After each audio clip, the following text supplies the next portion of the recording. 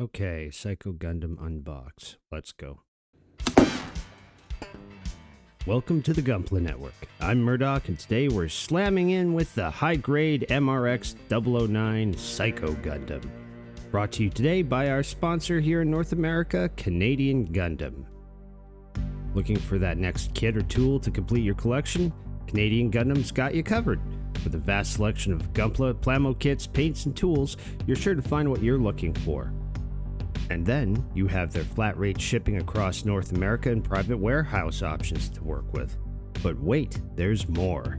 Take advantage of the discount code Gunpla Network for 10% off your entire order at checkout. We're getting help from the high-grade Byalant and the Moon Gundam today. Felt appropriate seeing how one's a derivative and the other wrecked this machine on screen. And yet, they all have their roots with the Titans. So, right off the bat, normally boxes this big are reserved for larger master grades and perfect grade kits. I've known the Psycho Gundam to be big boy and all, but now I'm just curious as to how much plastic is crammed into this thing. By the numbers, this kit was first designed and printed back in 2004, making this another kit that we can safely say is 20 years old now. And at least at the start, it ran for an MSRP of 5,000 yen, which is comparable to many other master grade kits. The sides of the box give you the standard extra snippets of info, including gimmick features and then glamour shots of the kit in Mobile Suit mode and in Fortress mode, with some more details in Japanese. On to the runners. There are very much plenty here, although I imagine if Bandai ever decide to get clever and make a more detailed version of this kit at some point, there would be a lot more.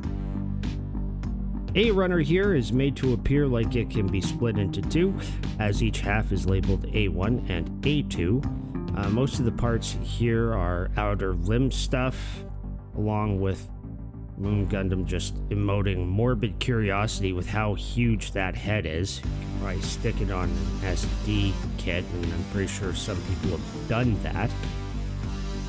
The B runner. B-runners, there are more outer shell black parts, mainly for the shield and the feet. The C-runner here is what appears to be the vast majority of the Psycho's torso, and a few bits for the head and maybe the waist. I guess I'll find out when I get to the build portion. The D-runner is, well, it's the only runner in that color in the entire kit, and we seem to have parts for limbs, like the thighs and the biceps. And looks like another piece for the torso. The E-runners are most of your red trim stuff, so the feet, the major shield components, and the diffuse beam cannons. The F-runner is just other random important red bits, and the G-runners are your yellow trim pieces. The H-runners are internal limb parts, if I had to hazard a guess, and the I-runner is more lighter parts of the same color, with lots of hand stuff here. I guess each finger is individually articulated.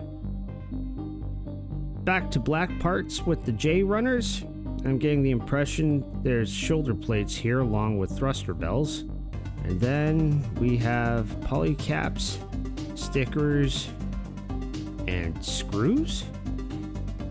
Oh boy, I haven't built a kit with screws in a long time. Now as for the instruction booklet, and yes, it is an actual booklet. My goodness. Yeah, that gives you an idea just what you're getting into. First couple pages and the last couple pages are all color print here. And yeah, I mean, it's a high grade. It's not gonna be super complicated, but man, at least the legs have a pretty freaking insane looking skeleton here, just based on what I'm seeing. transformation gimmicks here on the last couple pages. Don't forget, we've got all this color work and more lore going on about Psycho Gundam in the middle of the color. Yeah, going through this. Yeah, that transformation sequence is going to be a little bit interesting to play with, judging by how it looks. Well, I better get started and build this guy. Until then, I'm Murdoch. Thanks for tuning in, and as always, keep building.